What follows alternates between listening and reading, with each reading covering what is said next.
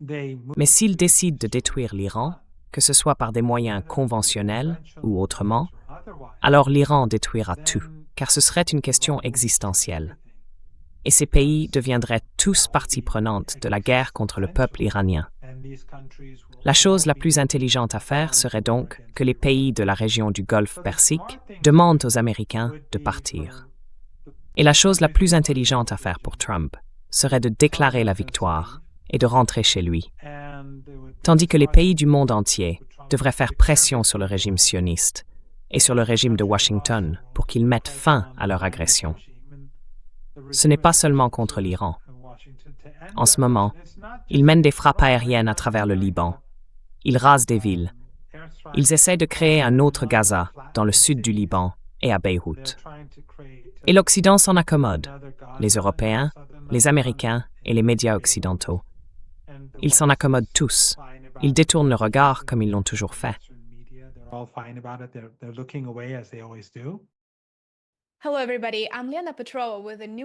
Bonjour à toutes et à tous. Je suis Lena Petrova et je vous présente un nouvel épisode de World Affairs in Context. Aujourd'hui, j'ai le grand plaisir d'accueillir le Dr Mohammad Marandi. Le Dr Marandi est professeur d'orientalisme et de littérature anglaise à l'Université de Téhéran. Il a participé aux négociations nucléaires entre les États-Unis et l'Iran qui ont conduit à la signature du JCPOA en 2015. Professeur Marandi, bienvenue à nouveau dans l'émission. C'est un plaisir de vous recevoir encore une fois, même si j'aurais préféré que les circonstances ne soient pas aussi tragiques.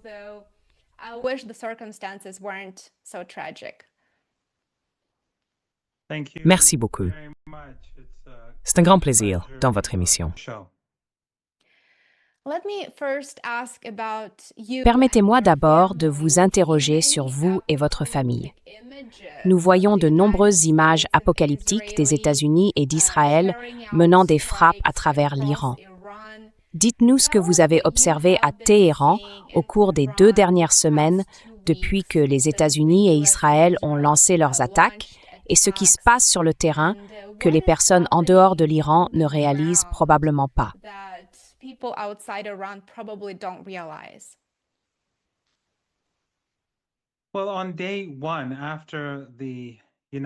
Eh bien, dès le premier jour, après que les États-Unis ont bombardé l'école primaire de Minab, tuant 168 petites filles et une vingtaine de leurs enseignants et du personnel scolaire, le gouvernement a fermé toutes les écoles et universités. Mes cours ont donc été annulés. Et, avec l'encouragement du gouvernement, beaucoup de gens ont quitté Téhéran. La ville est bien moins peuplée et l'est restée depuis 12 ou 13 jours. En gros, depuis un jour ou 2 après le début de la guerre. Par exemple, aujourd'hui même, j'ai traversé la ville pour rencontrer des gens et j'y suis arrivé assez vite. Il n'y avait pas de circulation dense. En plus de cela, il y a de nombreux quartiers très peuplés.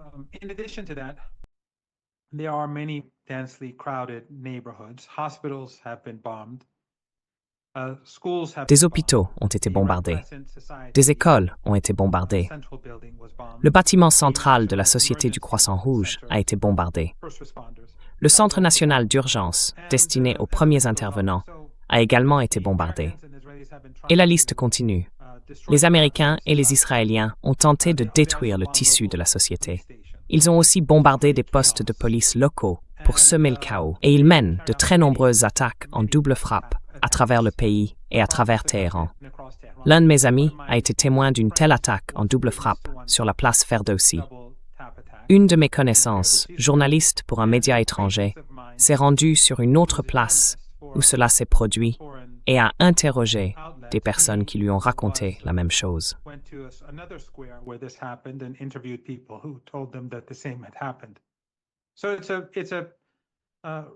C'est donc une guerre criminelle, mais l'accent est mis sur le ciblage des personnes. Et vendredi, hier, nous avons eu un très grand rassemblement à Téhéran et dans tout le pays. Nous avons organisé des rassemblements en soutien à la Palestine, car c'était le dernier vendredi du mois de Ramadan en Iran. Ces rassemblements et manifestations sont organisés dans tout le pays en soutien au peuple palestinien. Ainsi, un très grand rassemblement a eu lieu hier à Téhéran, Malgré le fait que beaucoup de gens aient quitté la ville, comme je l'ai dit plus tôt, mais d'immenses foules étaient présentes, probablement plus d'1 million de personnes. Elles se sont réunies en signe de solidarité.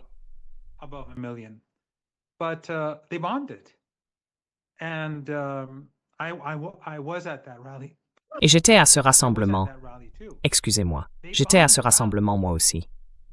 Ils ont bombardé le rassemblement et une femme a été tuée, une manifestante qui protestait contre la guerre en soutien au peuple palestinien et en soutien à la Constitution et à la République islamique d'Iran.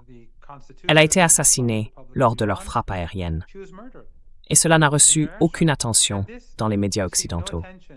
Je ne pense pas que dans l'histoire de l'humanité, peut-être que je me trompe, mais je ne pense pas qu'un rassemblement ait jamais été bombardé avec des missiles. Voilà où nous en sommes.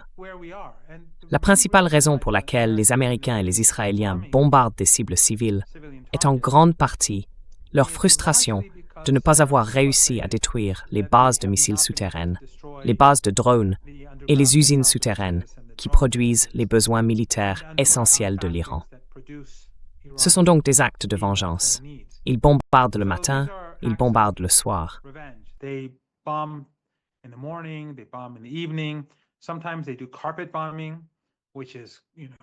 Parfois, ils procèdent à des bombardements massifs, ce qui est un spectacle tout à fait extraordinaire quand on le voit. Les images au cœur de Téhéran, lorsque l'on regarde, disons, depuis les zones montagneuses de la ville et que l'on voit les bombardements se produire, sont choquantes.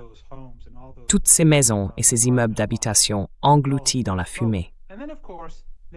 Et puis, bien sûr, il y a eu l'attaque contre la raffinerie et les centres de stockage de pétrole, qui a provoqué une catastrophe environnementale. Tout le ciel au-dessus de Téhéran s'est assombri, et ensuite nous avons eu de la pluie noire. Ma toux que j'avais déjà avant cette frappe s'est beaucoup aggravée depuis. Et qui sait combien de personnes vont développer un cancer à cause de cela. Ils ont donc, en pratique, mené ce qui équivaut à une attaque chimique. Il y a des frappes aériennes contre les manifestants, des attaques chimiques, des frappes doubles, des attaques contre les hôpitaux. C'est incroyable de voir ce que ces deux régimes sont capables de faire.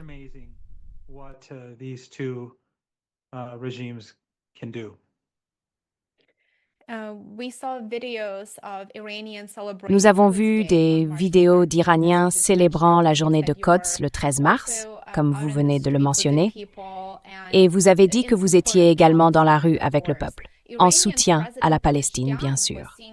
Le président iranien Pezeshkian a été vu simplement en train de marcher dans la rue, discutant avec les personnes autour de lui. Il existe plusieurs vidéos sur X pour ceux qui ne les ont pas encore vues. J'ai aussi vu des vidéos du ministre des Affaires étrangères Araghchi. Il faisait la même chose, parlant aux journalistes, parlant aux gens. J'inclurai également une vidéo de cela lorsque j'éditerai l'entretien. Et bien sûr, ensuite, les États-Unis et Israël ont commencé à bombarder la population. Mais ce qui, je pense, a tellement surpris de nombreux observateurs occidentaux, c'est que les Iraniens ne se sont pas enfuis. On ne les a pas vus commencer à fuir. Alors, parlez-nous de la façon dont les frappes sur l'Iran, cette agression, cette guerre de choix lancée par l'administration Trump et le Premier ministre Netanyahou ont affecté l'unité d'un pays aussi divers, d'une société aussi diverse que l'Iran.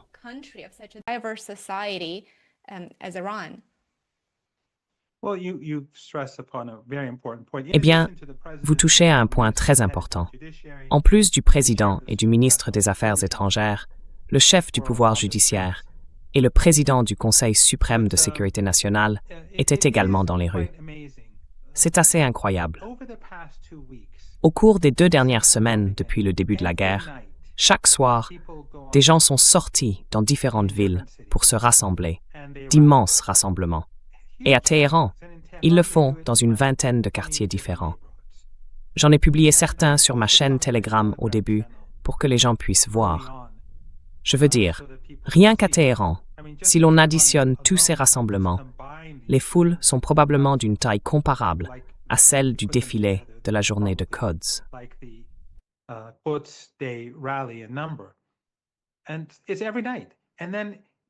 Et c'est chaque nuit.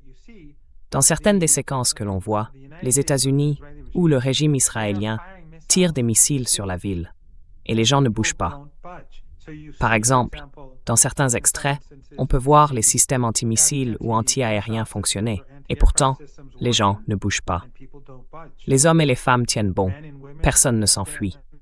Pendant le rassemblement de vendredi, lorsqu'ils ont bombardé, comme on le verra sur les images si vous les montrez, tout le monde est resté sur place. Ils ont simplement continué à scander des slogans.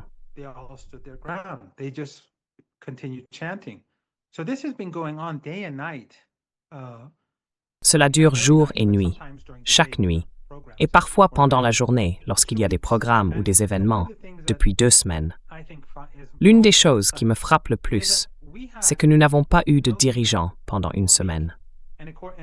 Conformément à la Constitution, après la mort et le martyre de l'ayatollah Khamenei, un conseil de 3 hommes a dirigé le pays jusqu'à l'élection du nouveau dirigeant. Pendant cette période, les forces armées ripostaient.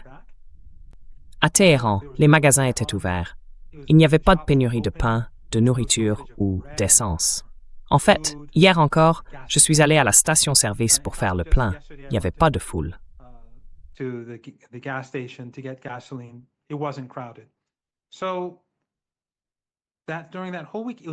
Donc, pendant toute cette semaine, ce sont essentiellement les citoyens qui ont maintenu l'État uni, tandis que les dirigeants du pays se regroupaient, se préparaient et décidaient de la manière d'avancer dans cette guerre d'agression. Il est très clair que sans le peuple et le rôle immense qu'il a joué, nous n'en serions pas là aujourd'hui. L'un des aspects intéressants, c'est que les gens sont très confiants que Trump sera vaincu et que Netanyahou le sera aussi. Et dans les rassemblements que l'on voit, par exemple à Téhéran lors des frappes, on voit des hommes et des femmes qui n'avaient jamais connu la guerre auparavant. Ils restaient impassibles, déterminés et continuaient à marcher. Je n'ai jamais rien vu de tel de ma vie, ni en vidéo, ni bien sûr de mes propres yeux. Ces 2 dernières semaines ont été extraordinaires.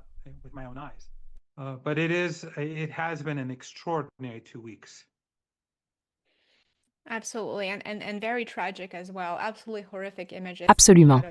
Et c'est aussi très tragique. Des images absolument horribles nous parviennent d'Iran. Je dois dire que certains universitaires occidentaux ont souligné que les frappes aériennes ont en réalité pour effet d'unir les populations.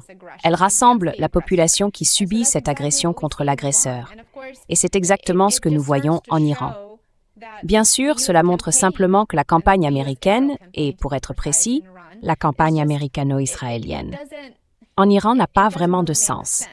D'autant plus qu'il y avait des négociations de paix et que le bombardement, l'attaque initiale, a eu lieu un samedi, avant le prochain cycle de discussion prévu pour le lundi suivant.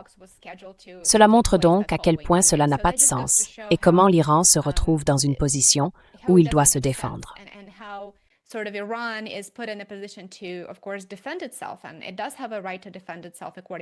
Et il est vrai qu'un pays a le droit de se défendre conformément au droit international. Tout État souverain le peut. Il y a des spéculations selon lesquelles les armées américaines et israéliennes utiliseraient l'intelligence artificielle pour le ciblage sans supervision humaine adéquate.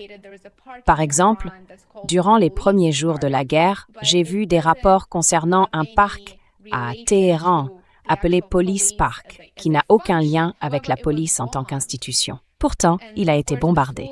Et bien sûr, l'école de Manab également. Les images récentes de Google Maps montrent qu'il s'agissait bien d'une école et non d'une installation utilisée à d'autres fins.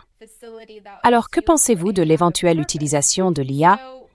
Et voyez-vous davantage de preuves de cela à travers l'Iran?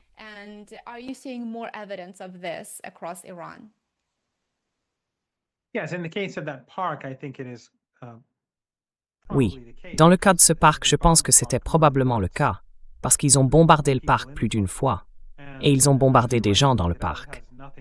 Et comme vous l'avez justement souligné, cela n'a rien à voir avec la police. Le parc s'appelait Parc de la police, par respect pour la police, tout comme d'autres parcs du pays s'appellent, vous savez, Parc des artistes ou Parc des femmes, et ainsi de suite.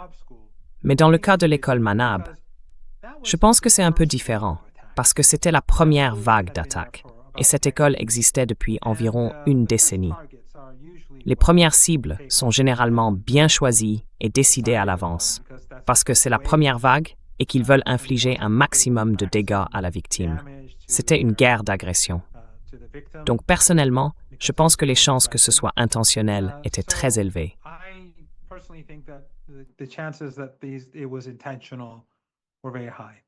Et c'étaient des enfants d'officiers de marine. Et je pense qu'il y avait beaucoup de malveillance et de rancune là-dedans.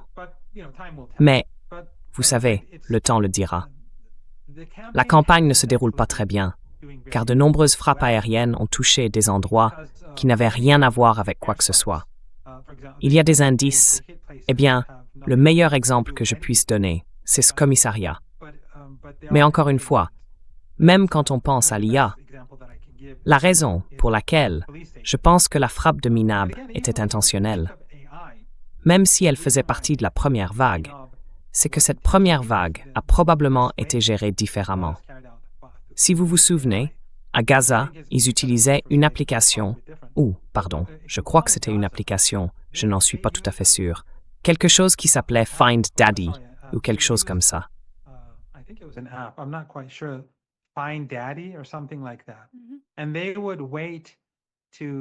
Et ils attendaient que des membres du Hamas, de la résistance ou du djihad islamique rentrent chez eux pour voir leur famille et leurs enfants, puis ils les frappaient afin de pouvoir tuer toute la famille. Ce n'est donc pas comme si l'IA était nécessairement utilisée pour être plus précise et mener des frappes ciblées contre, disons, des objectifs militaires. Elle peut être utilisée pour être plus précise dans le meurtre de civils innocents ou pour créer une terreur maximale, car c'est bien cela, au fond, le principe du choc et effroi. Et l'attaque contre l'Iran était une forme de choc et effroi. Les gens vaquaient à leurs occupations le matin, le premier jour, un samedi, et soudain, des explosions ont retenti autour d'eux dans la ville de Téhéran.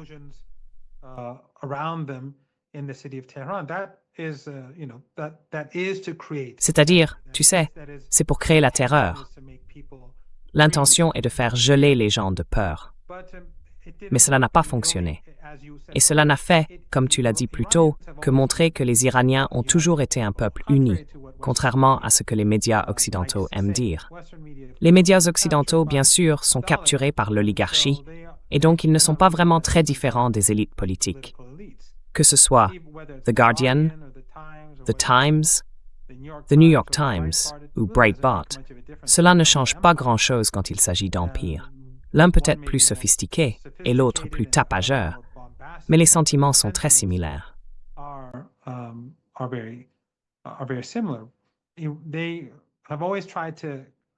Ils ont toujours essayé d'affirmer que la République islamique d'Iran est impopulaire, qu'elle est méprisée. Pourtant, lors de l'anniversaire de la Révolution, le 11 février, d'immenses rassemblements ont eu lieu dans tout le pays. Dans un État réellement impopulaire, les gens pourraient se regrouper autour du drapeau. Mais ce que nous avons vu en Iran allait bien au-delà de cela. Le fait que des personnes soient descendues dans la rue sous les frappes aériennes, tenant des photos du dirigeant martyrisé et du nouveau dirigeant, ce n'est pas simplement se rallier au drapeau. Elles mettent littéralement leur vie en danger pour soutenir le dirigeant, le même que l'Occident prétend être profondément méprisé par la population.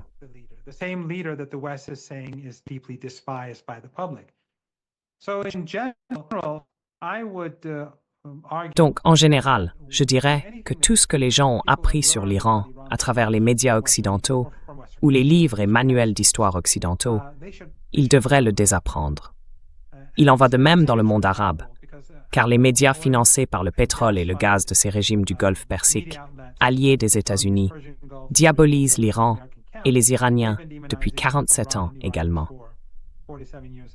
Ce que je pense que cette guerre révèle, c'est que le peuple iranien a fait preuve d'une grande dignité, d'une grande résilience, d'un grand héroïsme, hommes et femmes, et que tous les stéréotypes et la propagande sur l'Iran ont été fondamentalement sapés, pour peu que l'on ait suivi de près les événements des dernières semaines.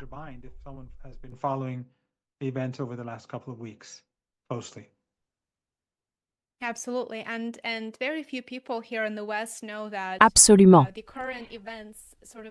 Très peu de gens ici, en Occident, savent que les événements actuels remontent à... Était-ce en 1953, lorsque Mossadegh a été renversé? Il a été renversé parce qu'il voulait que l'Iran conserve une partie de ses revenus pétroliers au lieu de les céder à la Grande-Bretagne. Si je ne me trompe pas, il voulait que l'Iran garde 50%. Ce qui a suivi, c'est un coup d'État orchestré par la CIA qui a installé le Shah. Et bien sûr, nous connaissons la suite de l'histoire. Mais beaucoup de gens ne réalisent pas à quel point les États-Unis et Israël sont intervenus dans la région, provoquant l'instabilité et les événements mêmes que nous voyons se dérouler aujourd'hui. Ce qui était intéressant, c'est que le 13 mars, Donald Trump a procédé à une nouvelle escalade et a annoncé sur X que les États-Unis avaient bombardé l'île de Kharg.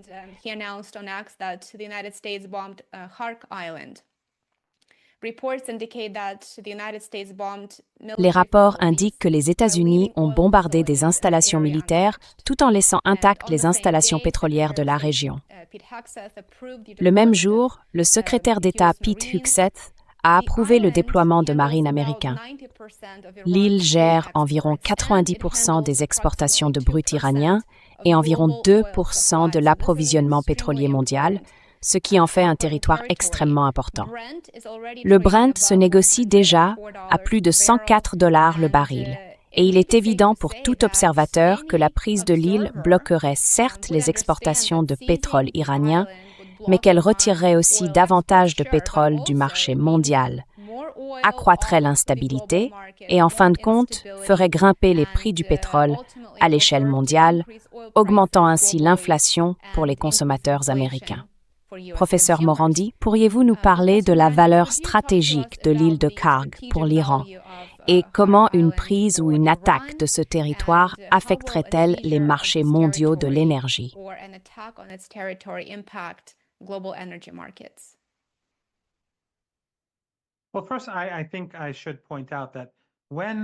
Eh bien, tout d'abord, je pense qu'il faut souligner que lorsque le premier ministre Mossadegh a été renversé en 1953, à la suite d'un coup d'État américano-britannique, c'est assez intéressant.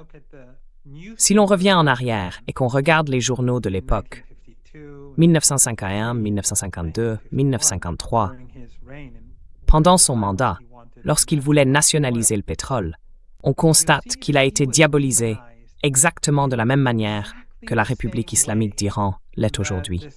Le même type de langage, la même désinformation et les mêmes reportages déformés existaient déjà à l'époque pour le dépeindre sous un jour très sombre, très négatif. Et cela visait essentiellement à préparer le terrain et à mobiliser l'opinion publique pour justifier tout ce qu'il fallait faire pour le renverser.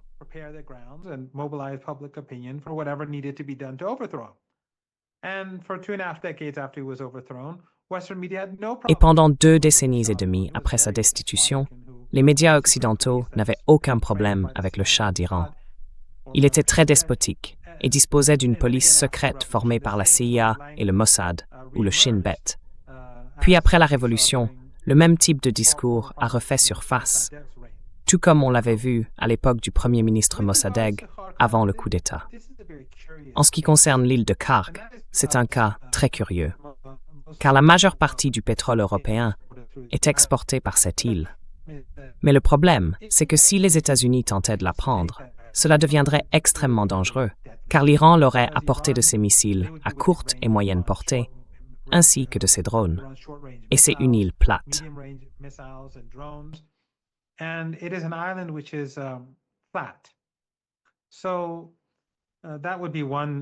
Ce serait donc un problème majeur. Je pense qu'il y aurait de nombreuses pertes américaines. Le deuxième problème, c'est que s'ils prennent l'île, ils ne pourront pas exporter de pétrole, car les Iraniens contrôlent le détroit d'Ormuz. Ils ont déjà fermé le détroit d'Ormuz, et les Iraniens contrôlent un côté de tout le golfe Persique, ainsi que plusieurs îles dans le golfe.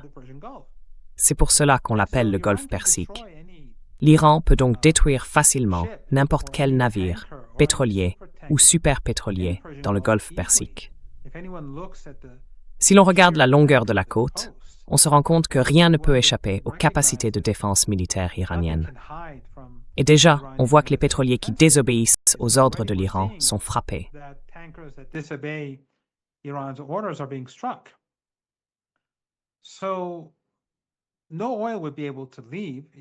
Ainsi, aucun pétrole ne pourrait partir.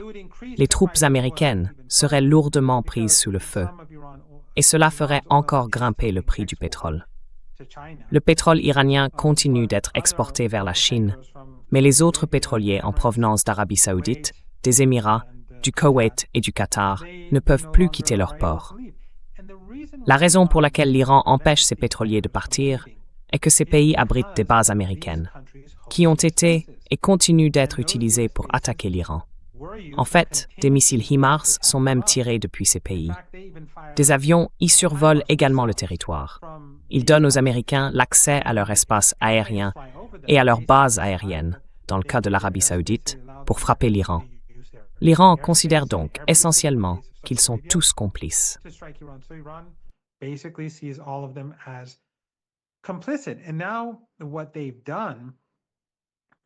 Et maintenant, ce qu'ils ont fait a rendu les choses encore plus compliquées, car ils ont permis aux Américains de quitter leurs bases et de se cacher dans les ports, les hôtels et d'autres endroits de leur pays et de leur ville.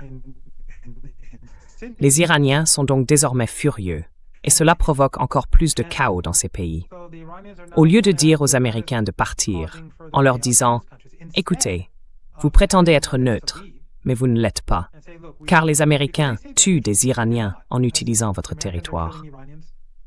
S'ils veulent vraiment que cela cesse, il leur suffit de dire aux Américains de quitter les bases et de mettre fin à leur occupation de ces bases dans la région du Golfe Persique.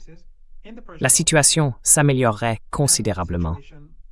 Il serait beaucoup plus difficile pour les Américains de frapper l'Iran, car ils auraient bien moins d'options. Et s'ignoraient aucunement de conflit ou de représailles nucléaires.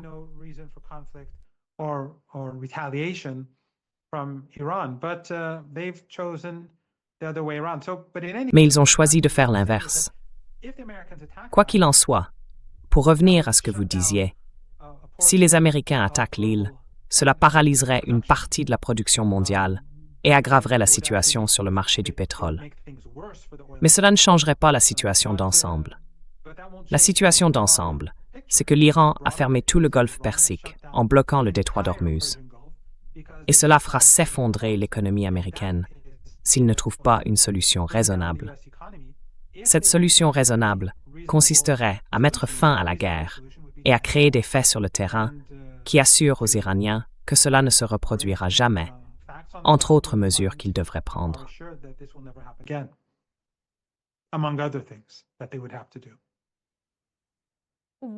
Quelle réponse attendez-vous de l'Iran face aux frappes sur l'île?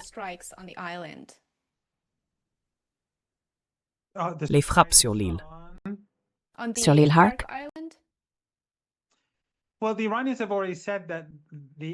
Eh bien, les Iraniens ont déjà déclaré que les Émirats avaient été utilisés pour mener ces frappes et qu'ils allaient riposter.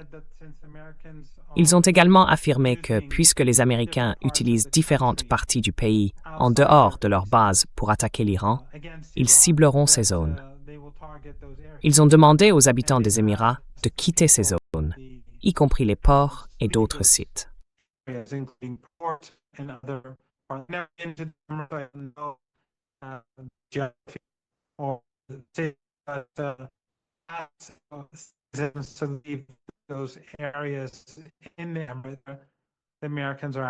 Les Américains sont actifs, donc les représailles pour ce qui s'est passé à Hark seront menées contre des intérêts américains aux Émirats arabes unis dans les prochaines heures et peut-être les prochains jours.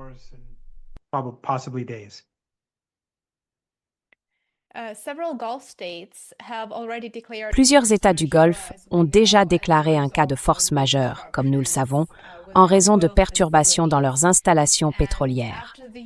Et après les frappes américaines sur l'île de Hark, comme nous venons de le discuter, le ciblage des infrastructures pétrolières dans les États du CCG est de nouveau envisagé, ce qui bien sûr frappera très durement les marchés de l'énergie. L'Iran a indiqué qu'il ne viserait pas les bases militaires américaines situées dans les États du Golfe, à moins que ces bases ne soient utilisées pour lancer des attaques contre l'Iran en premier.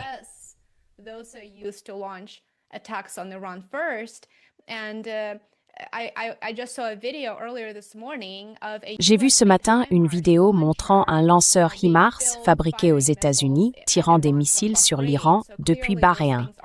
Il est donc clair que ces choses se produisent et l'Iran en est parfaitement conscient. Parlez-nous un peu de l'équilibre à trouver entre la gestion des relations avec les voisins de l'Iran, dont certains, comme Bahreïn et les Émirats arabes unis, permettent aux États-Unis d'utiliser leur territoire pour lancer des missiles contre l'Iran, et le droit de l'Iran à se défendre et à riposter face à l'agression. Comment l'Iran perçoit-il cet équilibre entre ces deux intérêts?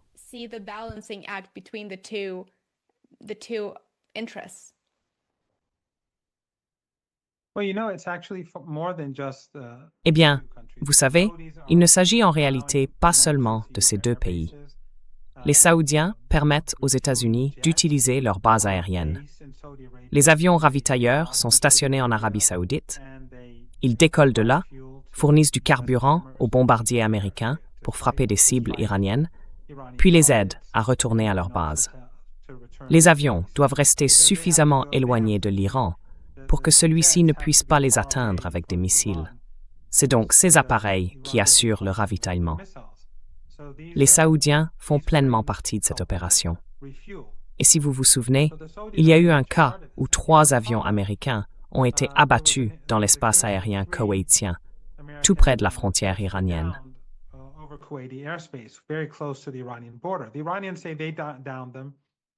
Les Iraniens disent qu'ils les ont abattus et les Américains affirment que ce sont les Koweïtiens qui l'ont fait.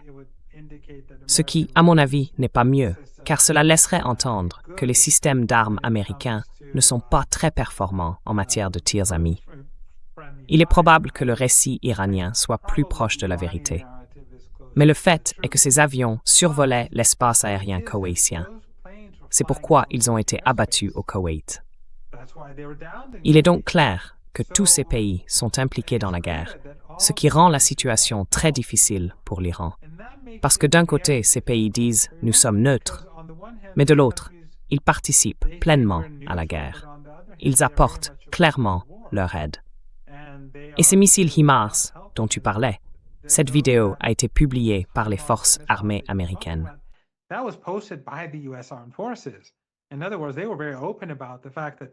En d'autres termes, ils ont été très ouverts sur le fait d'utiliser le territoire de ces différents pays pour frapper l'Iran avec des missiles.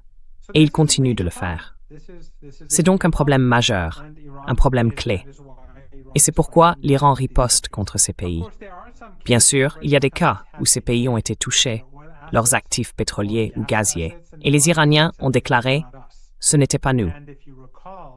Et si vous vous souvenez, Tucker Carlson a dit que des agents du Mossad, il a mentionné cela il y a une semaine environ, peut-être un peu plus, avaient été arrêtés en Arabie saoudite et au Qatar. Des agents qui voulaient mener des attentats à la bombe dans ces deux pays.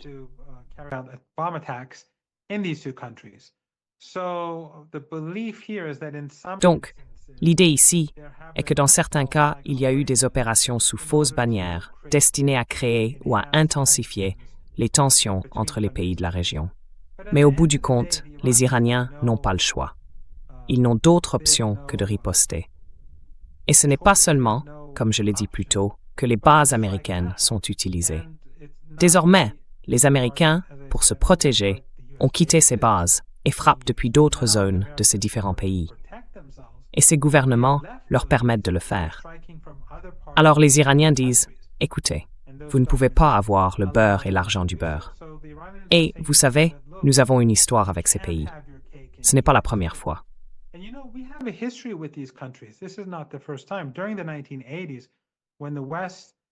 Pendant les années 1980, lorsque l'Occident a encouragé Saddam Hussein à attaquer l'Iran, il l'a largement aidé et lui a même fourni des armes chimiques. J'ai survécu à 2 attaques chimiques. Ces mêmes pays qui assistent aujourd'hui les Américains ont donné à Saddam Hussein des centaines de milliards de dollars pour mener la guerre. C'était une autre guerre d'agression.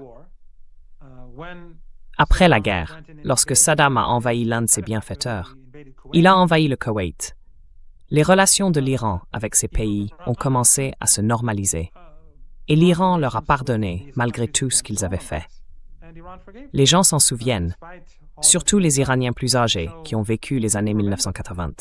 Et lorsqu'ils voient ce que ces pays font aujourd'hui, ces dictatures familiales, cela les met très en colère.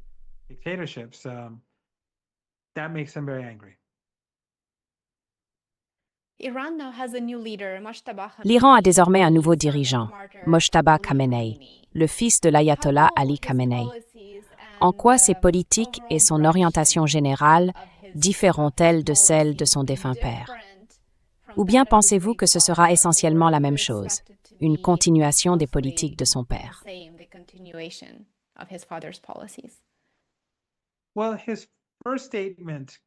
Eh bien, sa première déclaration, son premier message, est sorti il y a 3 ou 4 jours, et les gens peuvent le voir sur son compte Facebook, sa chaîne Telegram ou son compte Twitter.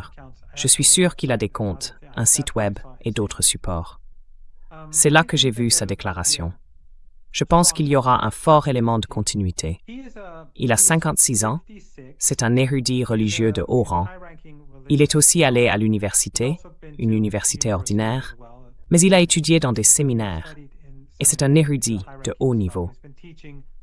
Il enseigne à des étudiants avancés depuis environ 20 ans, mais il a également travaillé dans le bureau de son père, dans un rôle très discret.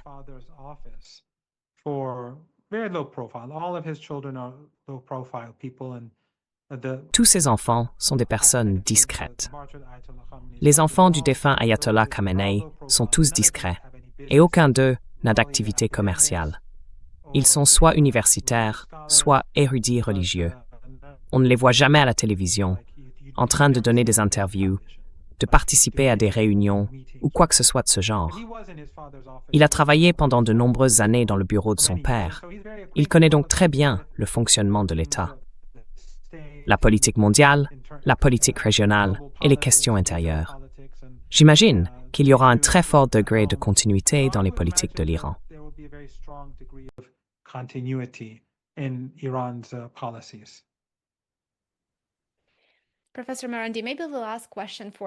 Professeur Merendi, peut-être la dernière question pour aujourd'hui. Celle-ci est, disons, une question du type « pire scénario possible ». Mais malgré tout, je pense qu'il faut que je vous interroge sur l'usage des armes nucléaires, car il est clair que la guerre contre l'Iran ne se déroule pas selon le plan de Washington. Dans bien des cas, l'administration Trump est clairement, disons-le, en train d'improviser et d'escalader. Par exemple, le bombardement de l'île de Ark a été une nouvelle escalade ordonnée par Donald Trump. Et bien sûr, je n'ai pas envie d'imaginer le pire scénario, mais d'après ce que je comprends, Israël possède au moins 200 ogives nucléaires. Nous avons donc ici 2 acteurs dotés de l'arme nucléaire. Quelle est la probabilité qu'il y ait une frappe nucléaire tactique contre l'Iran si la guerre continue de ne pas se dérouler selon les plans de Washington et de Tel Aviv?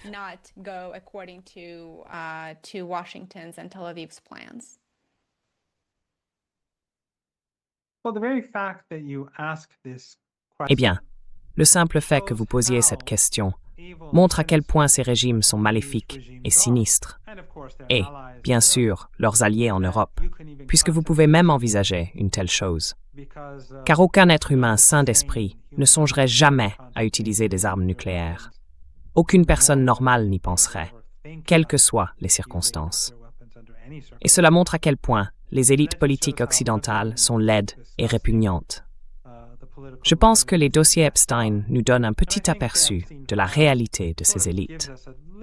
Bien sûr, nous en savons très peu. Nous n'en recevons que des fragments.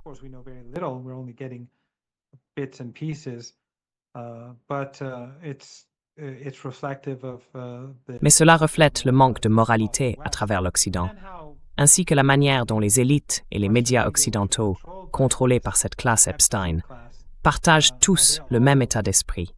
En d'autres termes, ils n'ont aucune véritable valeur. Donc je ne dis pas que c'est impossible, car c'est ce qu'ils sont, et c'est pourquoi vous avez posé la question. Mais l'utilisation d'une arme nucléaire dans le monde d'aujourd'hui aurait d'énormes répercussions à l'échelle mondiale. J'ai du mal à imaginer qu'un régime qui utiliserait des armes nucléaires, un régime comme le régime israélien, puisse survivre ensuite. Et l'Iran est un très grand pays. Et je pense que cela convaincrait les Iraniens qu'ils doivent alors posséder une arme nucléaire.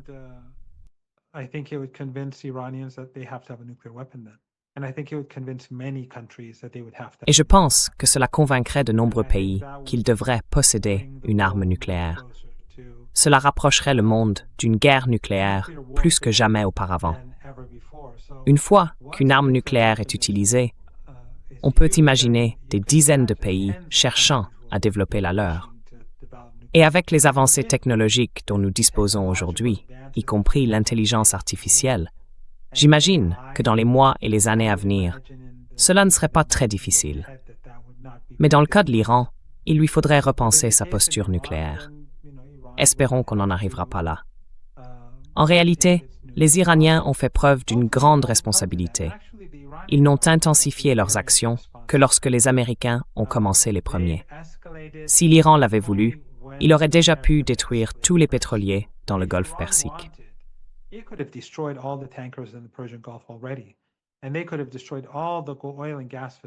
Et ils auraient pu détruire toutes les installations pétrolières et gazières de l'autre côté du golfe Persique. Et s'ils avaient voulu être vraiment sinistres, comme les États-Unis, ils auraient pu détruire aussi les usines de dessalement, ce que les États-Unis ont fait à l'Iran sur l'île de Keshm. Les Iraniens ont donc toujours eu la supériorité morale, et en ce moment ce qu'ils font, c'est essentiellement répondre. Ils ont fermé le détroit d'Ormuz parce que ces pays aident les États-Unis à tuer des Iraniens. Mais ils n'ont pas détruit les installations pétrolières et gazières. Donc, si, sous la pression, les États-Unis déclarent la victoire et se retirent, alors, en fin de compte, le pétrole et le gaz retourneront sur les marchés.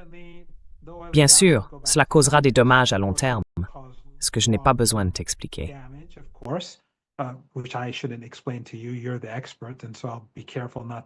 Vous êtes l'expert, donc je ferai attention à ne pas trop en dire et à ne pas exposer mon manque de connaissances.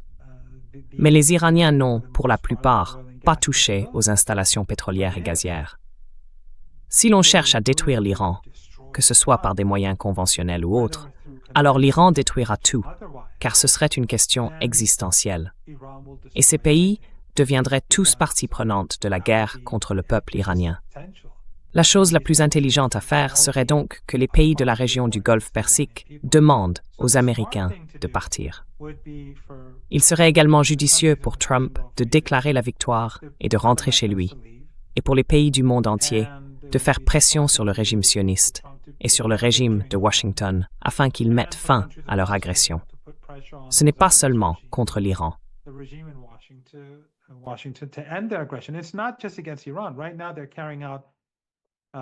En ce moment, ils mènent des frappes aériennes à travers le Liban. Ils rasent des villes. Ils essaient de créer un autre Gaza dans le sud du Liban et à Beyrouth. Et l'Occident s'en accommode. Les Européens, les Américains et les médias occidentaux, tous s'en accommodent. Ils détournent le regard, comme ils l'ont toujours fait. Et c'est évidemment quelque chose que l'Iran n'acceptera pas. Ainsi, la communauté internationale et les pays de la région doivent faire pression sur les États-Unis pour tirer fermement sur la laisse de Netanyahou. Ces pays de la région doivent également mettre fin à leur hostilité envers l'Iran et commencer à faire pression sur les États-Unis afin de contraindre le régime israélien à cesser ses attaques génocidaires à travers la région.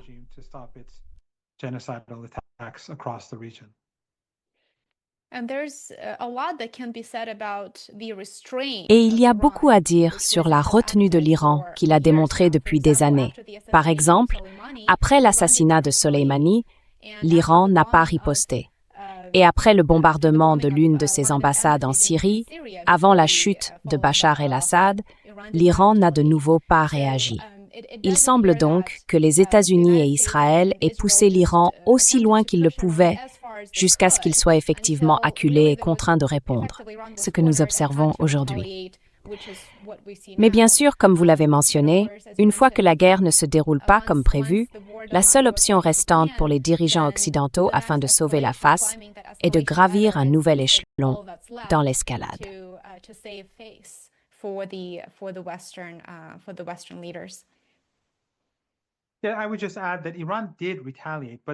J'ajouterais simplement que l'Iran a bien riposté, mais qu'il l'a fait, dans les deux cas, de manière à éviter qu'une guerre n'éclate.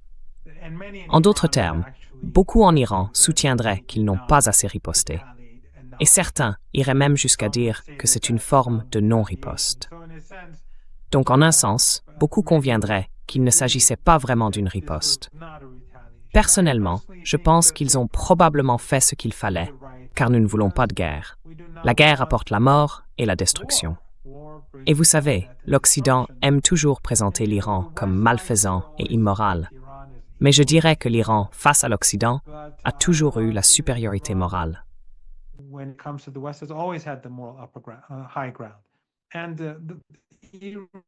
Le péché de l'Iran, c'est de vouloir être indépendant et de soutenir le peuple palestinien. Pendant ce temps, l'Occident soutient le suprémacisme ethnique, le nettoyage ethnique et le génocide.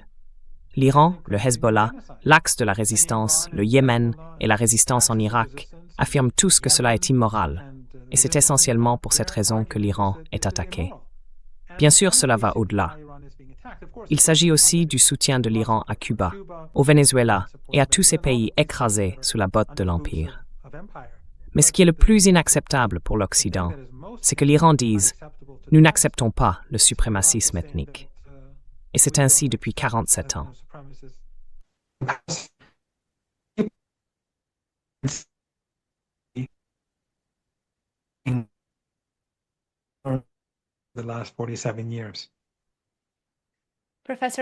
Professeur Mohammad Marandi, merci beaucoup de nous avoir rejoints. Je ne saurais trop vous remercier pour cette conversation en ces temps vraiment, vraiment difficiles. Prenez soin de vous.